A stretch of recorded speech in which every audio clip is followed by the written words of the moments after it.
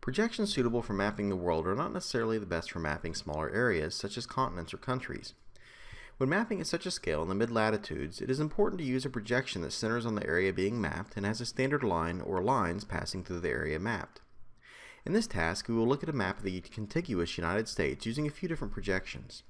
In QGIS Desktop, we're going to open the Country View QGIS project file. CountryView.qgis is an unprojected map of the lower 48 states comprised of three themes: United States, Los Angeles, and New York City, and a circle centered on negative 97.5 degrees and 39 degrees. You can see that it does not quite look right given the default projection. The circle shows some obvious skewing. The distance property is more difficult to judge. The known distance between Los Angeles and New York is approximately 3,962 kilometers. Let's see how the unprojected map controls distance distortion. So as before, we're going to use the Measure tool, and I'm going to measure the distance between Los Angeles, left-clicking on it, and New York, and right-clicking on it to complete it. And so you can see that it measured 44.7 meters. So the map is obviously not returning the correct distance. Once again, we'll need to enable on-the-fly CRS transformation so the correct distance will be returned. So to do that, I'm going to click Project, Project Properties, and click the CRS tab, and click Enable on-the-fly CRS transformations. And I'm going to choose the WGS 84 projection. If that is not listed there, you can always filter for WGS 84 and select it down here at the bottom under Geographic Coordinate Systems.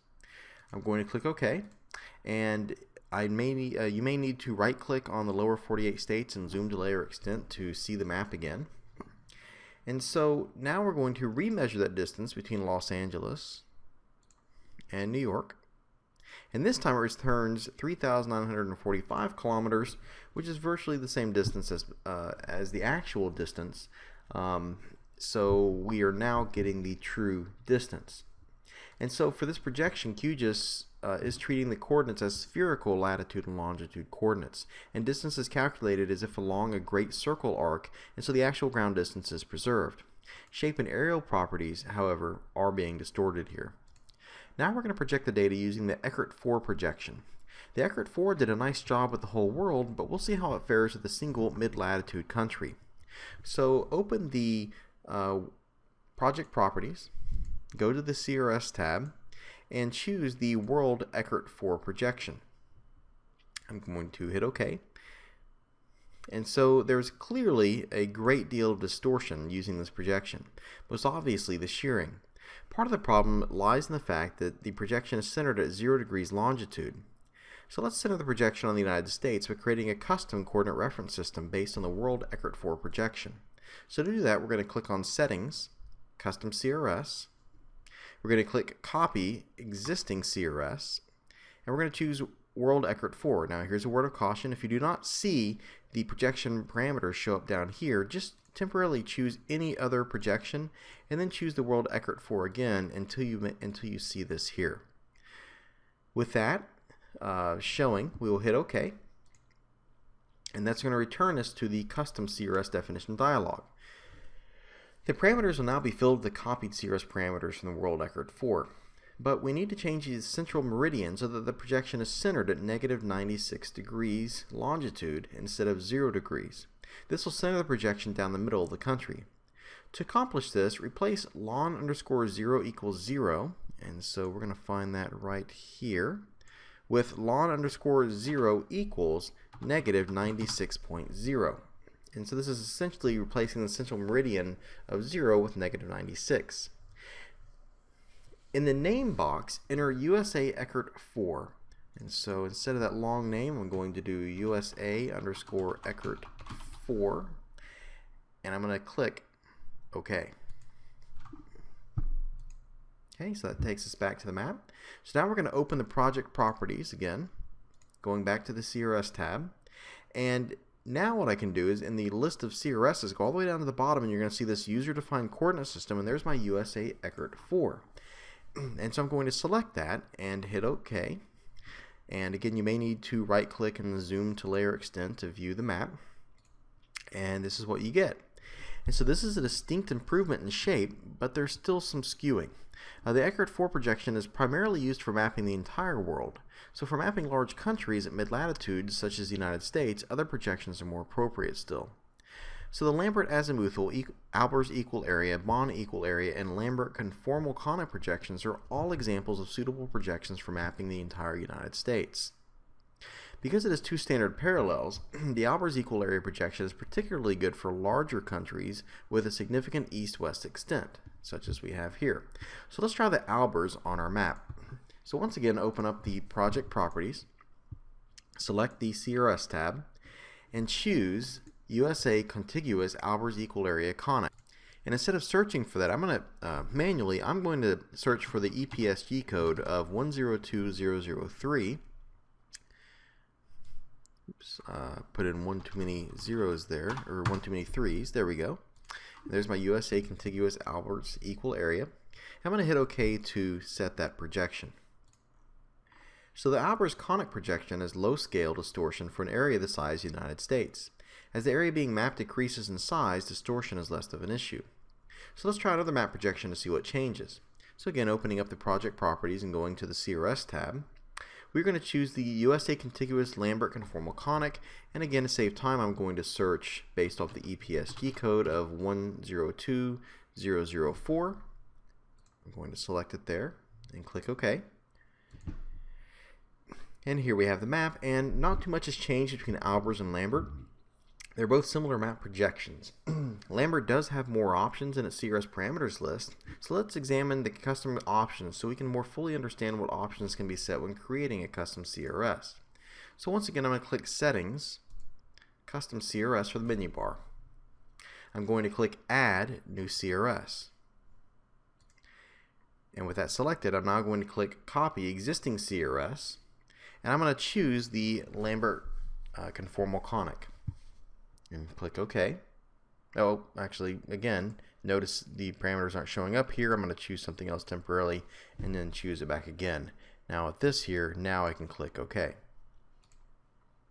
So I'm going to change the name to modified_US contiguous Lambert conformal conic. There we go. And I'm going to, let's see here. Click OK. There we go. Alright, so there are many ways that we can customize this CRS, and let me go and bring it back up here for us so we can take a look at it. You can customize one of the projection selections so that it's centered on the area in question, in this case United States, by simply redefining a particular cartographic settings such as the central meridian, standard parallels, reference latitude, or false easting and northings. The choice of parameters varies depending on which projection is being used though. So let's briefly define these terms and where they can be modified in the CRS parameters.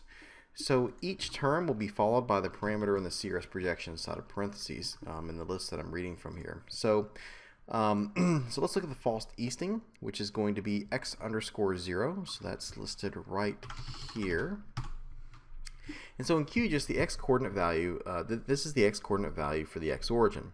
So for example, if the central meridian for the projected map is at -96 and the false easting is set to 0, then all locations along that meridian are assigned a value of 0.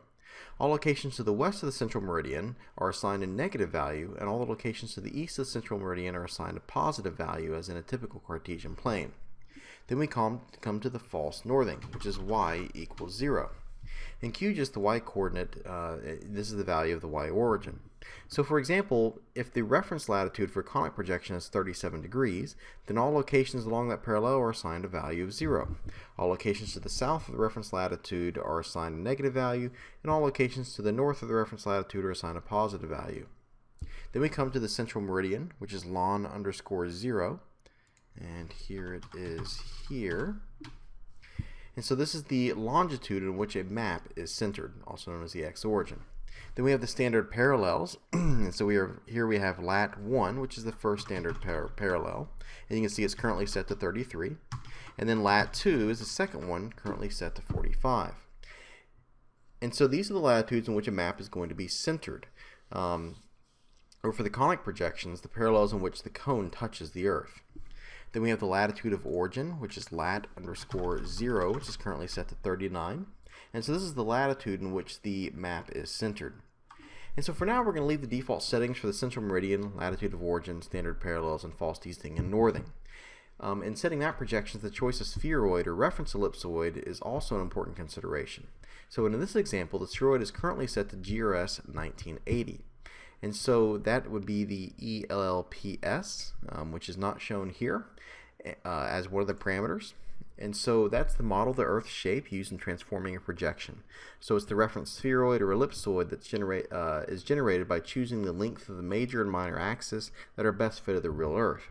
So many such models are appropriate for different locations on the Earth. So closely related to the concept of the spheroid is the concept of the datum. The North American datum of 1927, commonly referred to as NAD 27, uses, say for instance, the Clark 1866 reference ellipsoid, whereas the North American datum of 1983, or NAD 83, uses the Geodetic Reference System 1980 reference ellipsoid.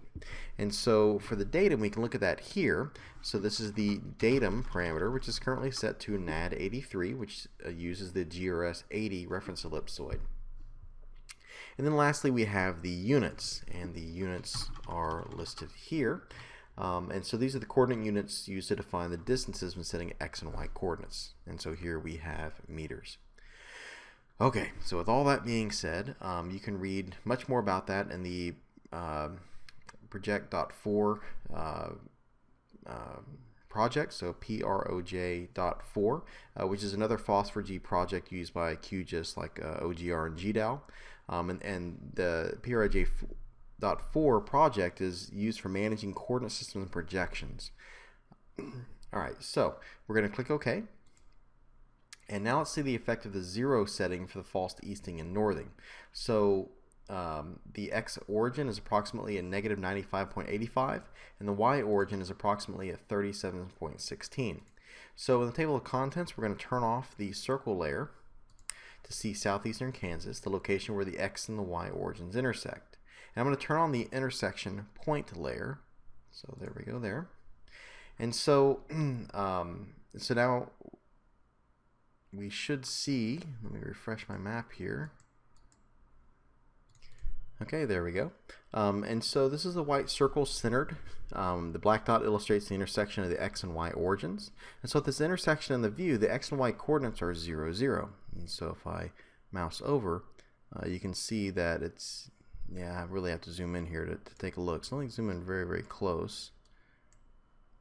And just move my mouse cursor. And you can see more or less it's 0, 0. It's dancing around because I'm not zoomed in close enough. You can see that's the 0, 0 point right there. Zoom back out. And so as we move to the northeast, the x and y coordinates are positive. So here I'm in the northeast, you can see the coordinates are positive. And of course, as I go around in the quadrants, you can see the negative numbers changing until I'm back in the first quadrant and everything is back to being positive.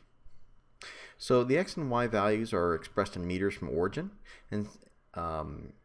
And so, you really should experiment with the changing of coordinate values and other projections on your own to make it most appropriate for whatever you're mapping. The conic projections really do function quite well for mapping the larger states in the United States. In terms of thematic mapping, it's important that the maps at this scale are equal area. Any other properties important to that particular map should also be considered when selecting a map projection, though. We will now examine projections and grid systems for large-scale maps, such as for small states, counties, or local regions in Task 4.